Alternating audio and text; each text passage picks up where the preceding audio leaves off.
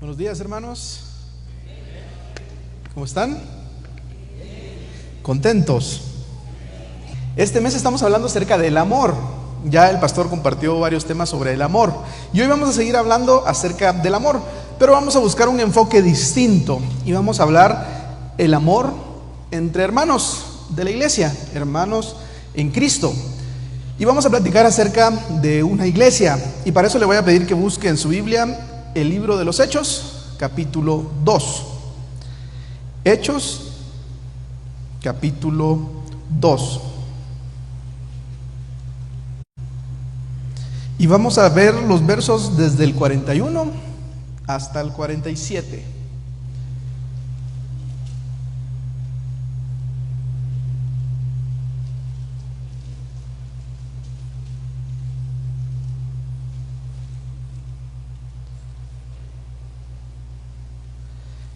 Hechos 2, del 41 al 47. Cuando lo encuentre me dice amén. Bien, ustedes saben cómo son de curiosos los niños. ¿A cuántos de nosotros nos han hecho preguntas?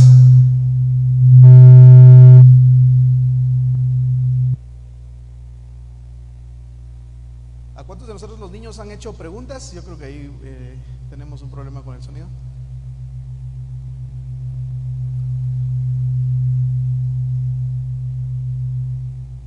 Ahora sí. Bueno, los niños son curiosos, los niños hacen preguntas y son preguntas incómodas. Los niños se les juzga y se les señala de ser muy sinceros. ¿Cuántos de ustedes han tenido una experiencia así, que a veces el niño dice algo que no tenía que decir, o le dice algo a alguien que no tenía que haber abierto la boca? Levante la mano. Bueno, los niños son curiosos. Y cuenta una historia que una niña vio que su mamá estaba preparando el almuerzo y la mamá estaba cocinando pescado.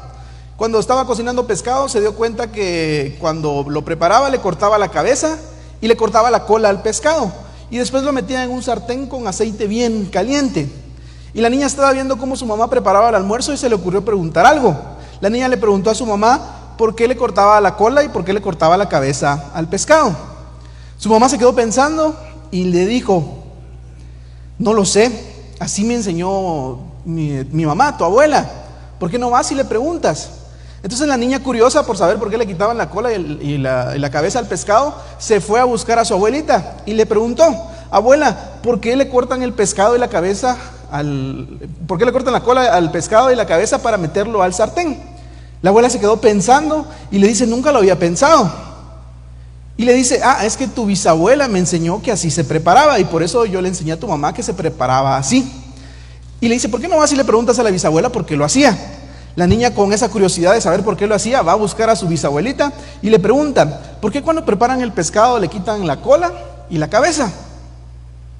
La bisabuela se queda pensando y le dice a la niña: bueno, no sé por qué tu mamá y tu abuela lo hacen, pero yo lo hacía porque tenía un sartén pequeño. A veces nosotros somos como la mamá y la abuela y la bisabuela de esta niña. Nos acostumbramos a hacer cosas que en algún momento empezamos a hacer y después no nos dimos cuenta que las seguíamos haciendo. Y les voy a poner un ejemplo, y este es un ejemplo reciente de la pandemia. Cuando veníamos a la iglesia y nos decían: no se saluden de mano, porque hay que cuidarnos, no hay que contagiarnos. Y parece que aunque la pandemia ya pasó, aún no nos saludamos de mano y no nos abrazamos porque tenemos miedo de que nos contagien. Así que le voy a pedir que salude con la mano a la persona que tiene ahí cerca, que aproveche a saludarse. Si no lo había saludado, aprovechen. No importa si están lejos, ahí aunque sea a la distancia, levántense.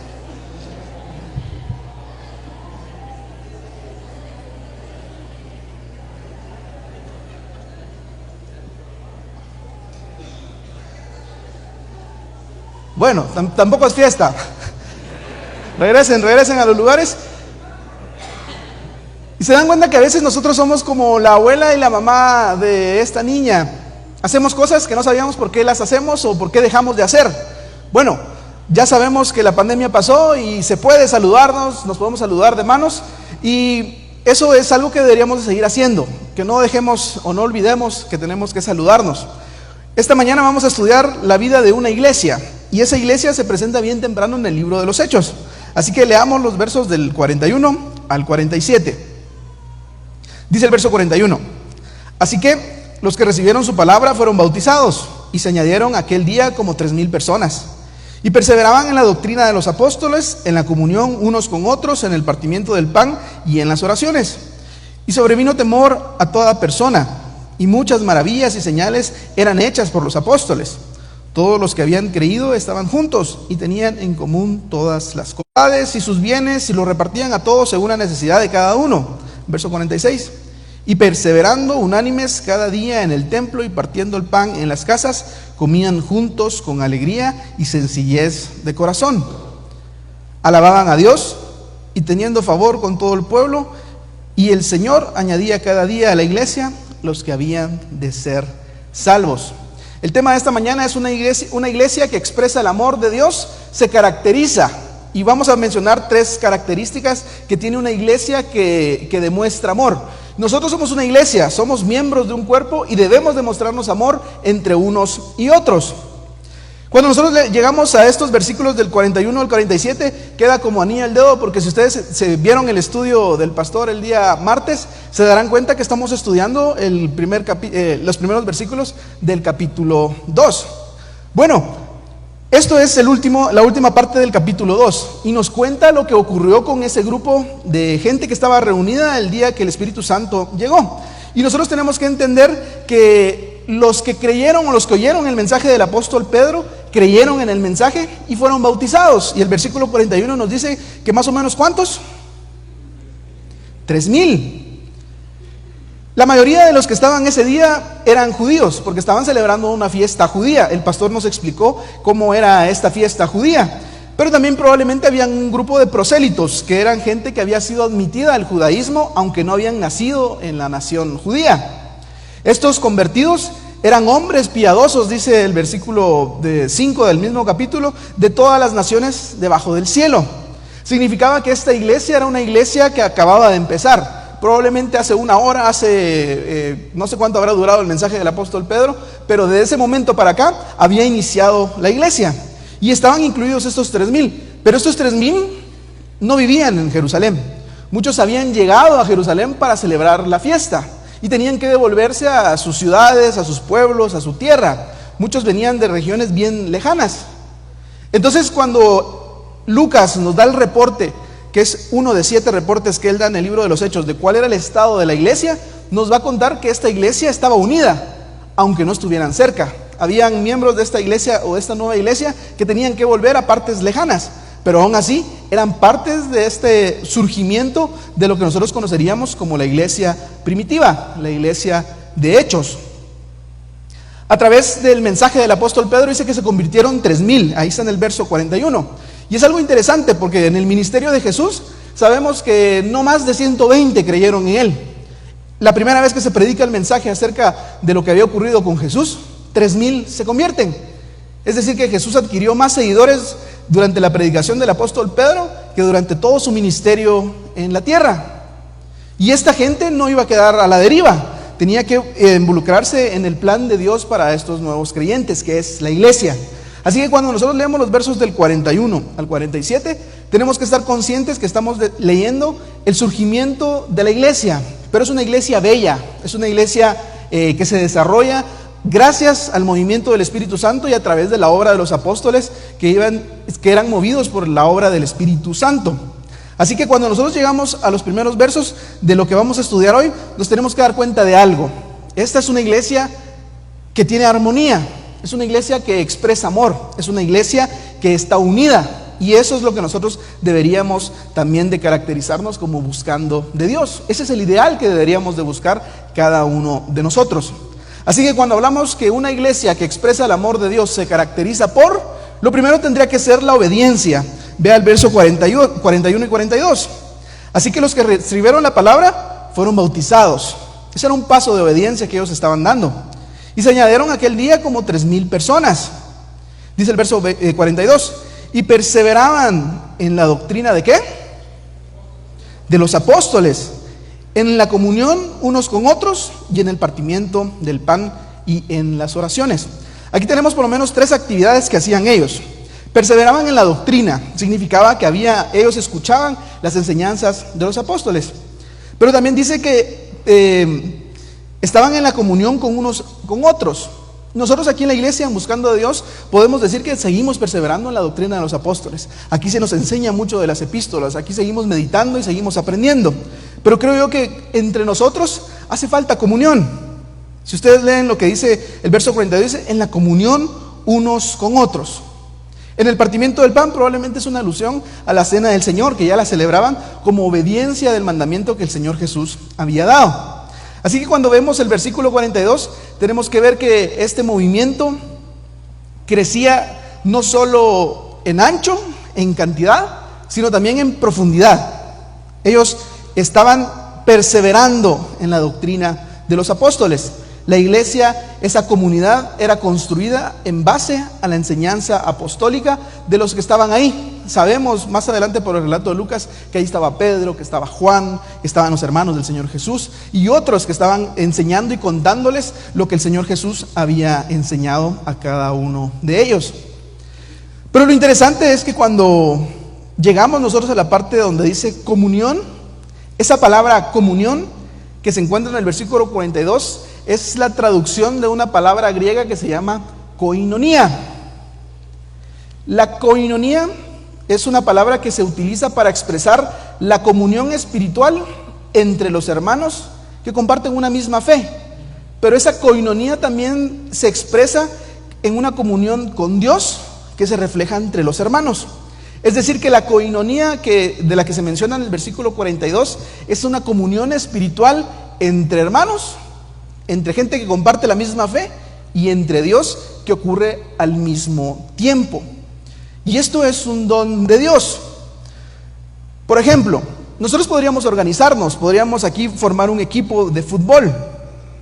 Y esa sería una organización de habilidades. Vamos a buscar quiénes son los más pilas para jugar fútbol y vamos a armar un equipo. Entonces probablemente como nos estamos organizando vamos a tener que dejar gente afuera. Hay gente que no va a poder incluirse en este equipo porque no van a aguantar el partido. Uno de ellos sería yo, por ejemplo. Si decimos vamos a buscar gente que sea alta, vamos a buscar gente que tenga fuerza porque queremos buenos defensas, probablemente muchos de nosotros no entraríamos en esa descripción. Porque estamos juntando un equipo en base a las habilidades. Pero también hay otro tipo de organizaciones. Alguien podría decir, bueno, vamos a organizarnos en relación al mérito. Y alguien podría decir, vamos a organizarnos un grupo de doctores. Bueno, probablemente de nuestra iglesia solo unos cuantos podrían estar en ese grupo porque son doctores. Todos los demás que tienen otras profesiones, que se dedican a otras cosas, no podrían incluirse allí. Así que cuando estamos hablando de la comunión, de esta koinonía, no significa nada más que es gente que se junta para algo, sino que tiene un propósito, tiene un don, y ese don solo lo da el Señor. Por ejemplo, alguien podría decir, bueno, organicémonos, y alguien podría juntarse con otros y logran hacer una banda de ladrones. Esa comunión que puedan tener estas personas, esas buenas o esas malas intenciones que tengan todos juntos, podría ser que se hagan tengan buena armonía, que se lleven bien. Eso no es koinonía. No es koinonía un buen equipo de fútbol que juegue bien, ni un grupo de personas que se dedican a algo como un grupo de doctores. La koinonía tiene que ver con la relación con Dios y eso cómo se refleja entre hermanos. Yo creo que muchos de nosotros los que estamos acá hemos experimentado esa koinonía. Nos hemos sentido bien en un grupo que nos invitan. Sabemos que antes de la pandemia, por ejemplo, había grupo de jóvenes, había grupo de señoritas, había grupo de damas, de caballeros. Y probablemente los que acudíamos a esas actividades nos sentíamos bien de compartir con alguien, nos sentíamos bien de estar juntos, y a eso probablemente es lo que nosotros llamaríamos koinonía. Pero parece que después de la pandemia se acabó la koinonía. ¿Será que se acabó? No debería. Pero lo que sí es cierto es que ahora tenemos un poquito de menos de ocasiones para juntarnos. Ya el pastor hoy anunció que van a haber actividades y sería bueno que nosotros nos incorporemos de nuevo, que retomemos esa buena práctica de reunirnos unos con otros. Y eso era una característica principal de esta iglesia. Dice el verso 42. Perseveraban en la comunión unos con otros. Y esa palabra perseverar no significa simplemente que ocurre de la nada, sino que lo tengo que buscar. Si yo quiero perseverar en los estudios, significa que no voy a ir un día sí, un día no, que voy a ir cuando se me dé la gana, que a ver si me acuerdo cuándo. Si quiero perseverar en mis estudios, debo ser constante. Si quiero perseverar en un hábito, debo ser constante. Si yo quisiera tomar el hábito de la lectura, bueno, altos, bajos, ricos, pobres, de buenos lugares, de malos lugares, porque la sociedad es simplemente un grupo de personas, pero la comunidad nos identifica con ciertas características. Así que lo que vemos nosotros en estos versos no es una sociedad, es una comunidad. Y esa comunidad tiene muchas cosas en común. Y aquí se nos va a mencionar unas cuantas. Ya vimos perseverar en la doctrina de los apóstoles, comunión unos con otros, pero también en el partimiento del pan. ¿Y en las qué? Dice la última parte. Oraciones. El partimiento del pan, como les decía, probablemente era, como se les decía en ese momento, a la cena del Señor. Y entre ellos compartían y partían el pan de acuerdo al mandamiento que el Señor Jesús le había dado a los apóstoles. Así que cuando nosotros leemos por lo menos del verso 41 al 42, vemos una comunidad que expresa el amor a través de la obediencia. Estos hombres y mujeres de esta iglesia expresaban el amor a Dios por la obediencia. La pregunta que nosotros tendríamos que hacernos es, ¿cómo ustedes y cómo yo le estamos expresando a Dios nuestro amor? ¿Estamos siendo obedientes? ¿Estamos perseverando en la enseñanza de los apóstoles? Alguien podría decir, sí, eso sí, pero también ¿será que estamos buscando y perseverando la comunión unos con otros? Quizá alguien puede decir, no, ahí sí no, porque a mí sí no me gusta. Eso sí no me gusta a mí que nos estén diciendo que vengamos. Bueno, tenemos que estar conscientes que si queremos agradar a Dios, que si queremos expresar amor a Dios, debemos ser obedientes en lo que Él está demandando de nosotros, que también involucra esa comunión. Pero también tenemos que perseverar en la comunión con el Señor y con las oraciones. Así que cuando estamos hablando de una iglesia que expresa el amor de Dios, se caracteriza por, en primer lugar, obediencia. En segundo lugar, la generosidad. Veamos los versículos del 43 al 46. Dice la primera parte del 43, y sobrevino temor a toda persona, y muchas maravillas y señales eran hechas por los apóstoles. Todos los que habían creído estaban juntos y tenían en común todas las cosas. Y vendían sus propiedades y sus bienes y los repartían a todos según la necesidad de cada uno. Y perseverando unánimes cada día en el templo y partiendo el pan en las casas, comían juntos con alegría y sencillez de corazón. Los cristianos de esta iglesia, de la primera iglesia que surgió, eran cristianos que expresaban su creencia espiritual mediante actos de amor. Y estos actos de amor involucraban muchas cosas. No era simplemente el dar, sino que también involucraba la forma en la que se reunían, los lugares a los que asistían y la forma en la que estaban en armonía y con sencillez de corazón. Así que cuando nosotros vemos esta iglesia, tenemos que entender que era una iglesia que se dedicaba al compañerismo. Era una iglesia que estaba preocupada por el que estaba sentado, el que asistía a la par de ellos. La pregunta es, ¿será que nosotros como buscando a Dios estamos siendo iguales? ¿Será que estamos procurando el compañerismo en buscando a Dios? Bueno, le pongo un reto. Si usted está sentado a la par de alguien y no sabe su nombre, pregúntele su nombre. Dígale o adelante o atrás para ver si no se conocían, por lo menos salúdense con nombre. Aproveche ahí unos momentos a saludar. Y si alguien está dormido, peísquelo para que se despierte.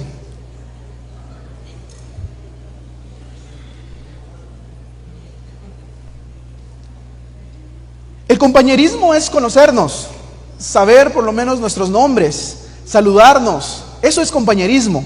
A veces nosotros venimos con prisa a la iglesia o venimos que la alabanza empezó y no queremos distraernos, queremos entregar nuestra alabanza a Dios. Pero también se nos olvida que alrededor nuestro hay gente, hay hermanos que vienen con la misma intención. Así que sería bonito que nosotros nos saludemos, nos conozcamos y que poco a poco nos vayamos dando cuenta de quiénes se sientan alrededor nuestro. Y así nosotros podríamos darnos cuenta, hermano, no vino el domingo pasado, ¿verdad? Me di cuenta de que usted no vino. Eso es compañerismo. Eso es lo que la iglesia de aquel tiempo procuraba. Y es algo que buscando de Dios debe de procurar. Llegamos a un versículo difícil. Dice el versículo 44 y 45. Todos los que habían creído tenían estaban juntos y tenían en común todas las cosas.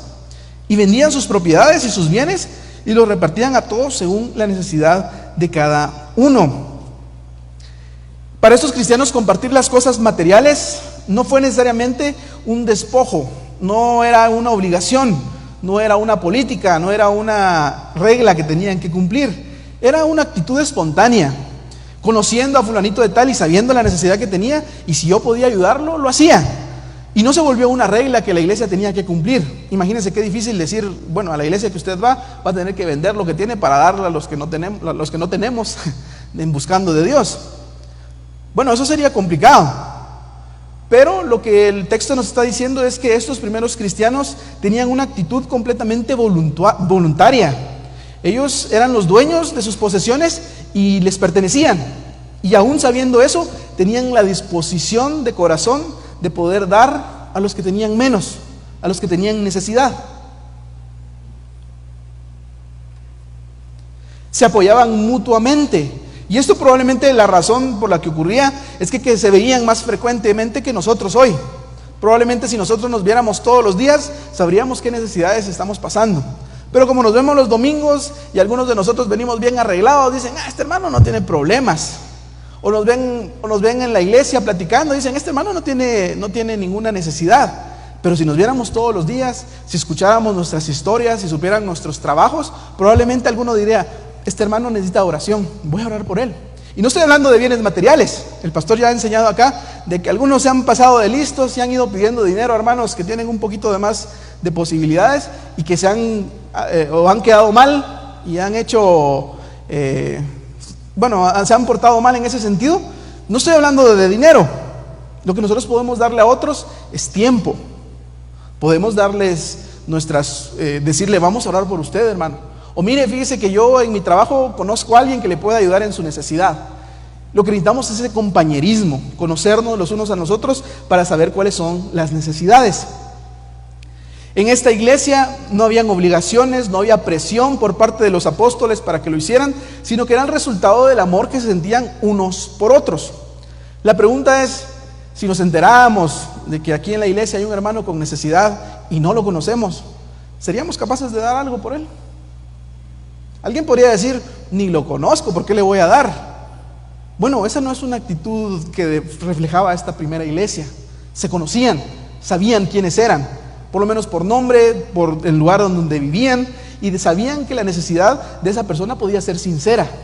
Y ellos estaban dispuestos a dar de corazón, sin obligación, porque sentían amor unos por otros. ¿Cómo se veía el amor en esta iglesia? Bueno, yo puedo decir que parece que el amor que ellos sentían, se veía el amor, digamos, en esta iglesia, que tenía manos para ayudar a otros. También tenía pies para caminar hacia el pobre o hacia el necesitado. Parece que el amor en esta iglesia tenía ojos, porque podía ver las tristezas y las necesidades de los demás. Tenía oídos para oír el llanto o el dolor de los que ahí se reunían. Así se veía el amor en esa iglesia. Si nosotros preguntáramos cómo se ve hoy el amor en buscando de Dios, ¿qué diríamos? No digo que todos, pero creo que la gran mayoría tendríamos que pensar en que debemos expresar más amor a nuestros hermanos, expresar más amor hacia nuestros líderes, expresar más amor hacia unos y otros. Alguien podría decir, no hermano, si yo estoy en el grupo de los que necesita, a los que deben de ayudar, a los que le deberían de dar. Bueno, esperemos y oremos para que buscando de Dios se caracterice por algo, que sea por dar a otros y no por recibir, por no esperar recibir de otros. La iglesia que nosotros estamos estudiando en el libro de los Hechos tenía esa característica. Era una iglesia que estaba dispuesta a dar y era una iglesia que buscaba dar más de lo que tenía. La pregunta que tenemos que hacernos también es, ¿qué estoy compartiendo con los demás? ¿Será que estoy dando siquiera el tiempo que merecen? ¿O será que a veces acaba el servicio y parece carrera a ver quién sale primero en la talanquera? Yo creo que nosotros tenemos mucho para dar. Muchos de nosotros tenemos habilidades, quizá en el trabajo tenemos conocidos o sabemos hacer algo que un hermano necesita. Las necesidades también tienen que ver con tiempo, con oraciones, con una palabra de ánimo. Y yo creo que cada uno de nosotros puede hacerlo y puede darlo. ¿Amén? Entonces, cuando estamos hablando de una iglesia que expresa el amor de Dios, se caracteriza, número uno, por la generosidad. Número uno, por la obediencia. Número dos, por la generosidad. Y en tercer lugar, vemos la devoción de los hermanos en este tiempo. Vea el verso 47. Dice el verso 47: alabando a Dios y teniendo favor con todo el pueblo. Y el Señor añadía cada día a la iglesia los que habían de ser salvos. Era una iglesia que alababa y adoraba a Dios. Y parece que eso lo hacían también entre hermanos. Era un tiempo con Dios que se compartía con otros. Ellos estaban dispuestos a alabar y adorar a Dios en celebraciones juntos. Nosotros hoy tenemos celebraciones de adoración, tenemos un tiempo de adoración y de alabanza. ¿Lo estamos aprovechando?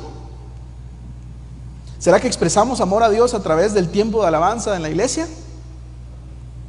Si no, yo creo que es momento para reflexionar y pensar en eso. Tenemos que demostrar el amor de Dios a través del tiempo de alabanza. Cuando nosotros vemos esta iglesia, dice una iglesia que tenía favor con todo el pueblo. Todo esto estaba ocurriendo en Jerusalén.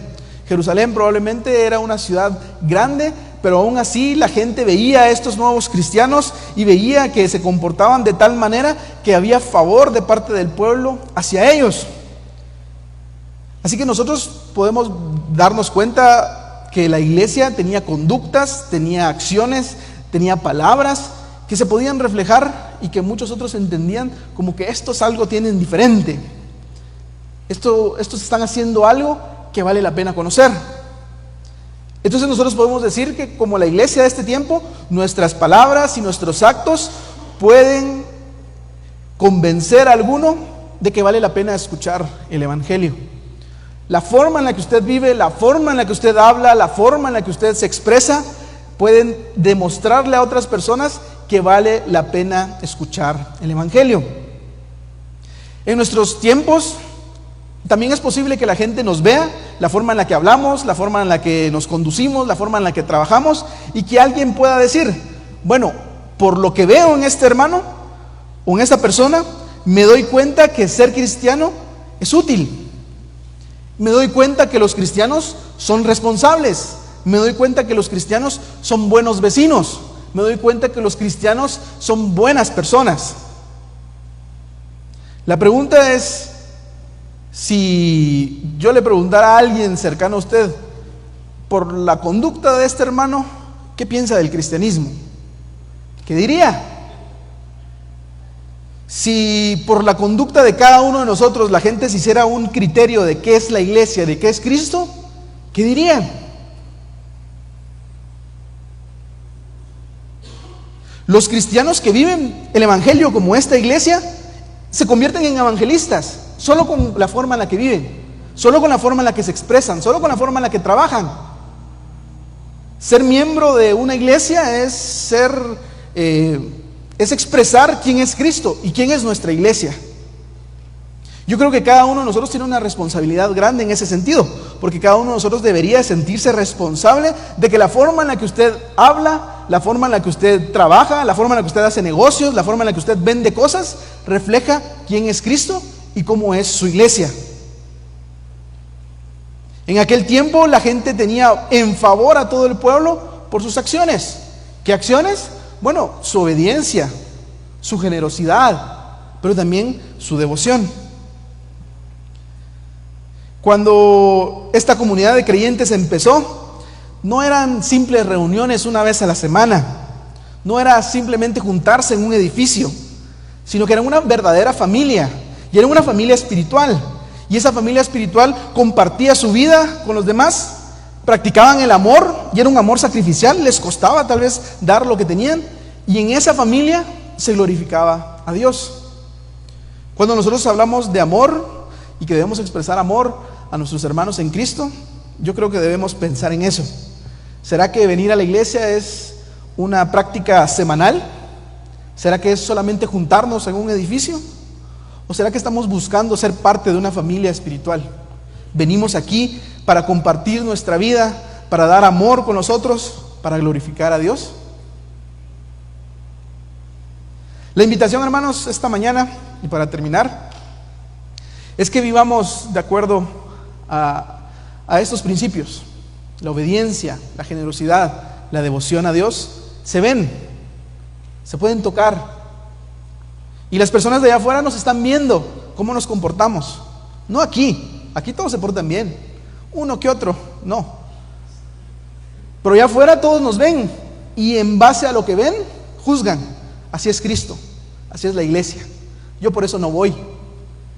Si nos damos cuenta de que nuestra conducta puede abrir la oportunidad de que alguien escuche el Evangelio, vale la pena vivir de acuerdo a estos principios.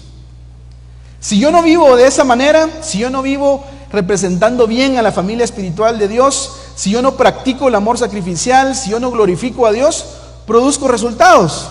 Y estos son algunos resultados que pensé. Hago que algunos duden de que el cristianismo sea real. Si yo me comporto de esa forma, hago que otros piensen que los cristianos son hipócritas. Hago que muchos consideren la vida espiritual como un asunto sin importancia. Hago que se debilite la eficacia que tiene la iglesia.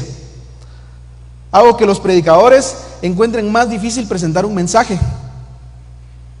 Hago que los hermanos se desalienten y que no alcancen las bendiciones de Dios. Si yo no vivo de esta manera, si yo no represento bien a la familia espiritual, si yo no practico el amor sacrificial y si no glorifico a Dios, hago que muchos dejen de asistir a la iglesia. Hago que me sea más fácil caer en tentaciones. Hago que el diablo tenga más poder sobre mí. Y creo que lo principal, hago que se propague más el hábito de no venir a la iglesia, de no asistir. Alguien podría decir, sí, yo por eso no voy. Tenemos que pensar que ser cristiano no representa, o no significa venir a la iglesia, no significa entonces que todos tenemos a Cristo. La iglesia fue pensada para los discípulos del Señor Jesús. Es momento de reflexionar, es momento de pensar. Le invito a que cierre sus ojos.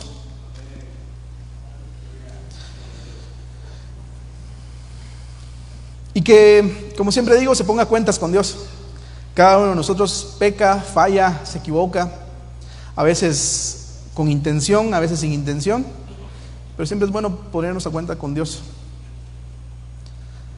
Pero a veces también la palabra nos confronta y nos puede decir, tú sos como uno de ellos. Tú te estás portando, no estás representando bien a la familia de Dios. No estás demostrando amor por otros. No estás glorificando a Dios. No hay generosidad en tu corazón. No hay obediencia en tu vida. No hay devoción.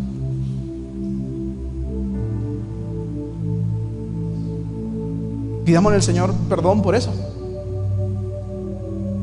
Porque hemos creído que ir a la iglesia es asistir una vez a la semana a un edificio.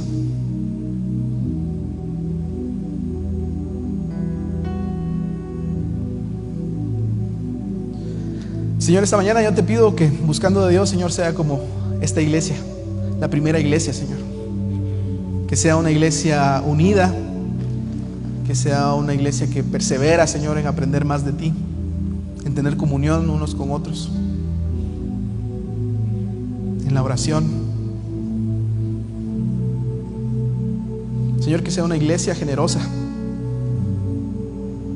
que seamos compañeros, Señor, que seamos comunidad, que nos conozcamos por nombre, que nos saludemos. Señor, esta mañana te pedimos que nos ayudes a ser así. Señor, a veces hay pecado, hay orgullo en nuestro corazón. A veces creemos que no le hacemos daño a nadie si nos saludamos, si nos vamos. Pero que a partir de hoy, Señor, tú pongas en el corazón de cada uno de mis hermanos que buscando a Dios se caractericen por ser una iglesia que expresa su amor. Que buscando de Dios exprese su amor, Señor, entre hermanos, a sus líderes, a los necesitados, pero principalmente a ti, Señor. Gracias por tu palabra, Señor. Oramos rogándote que nos bendigas a cada uno en el nombre del Señor Jesús. Amén y amén.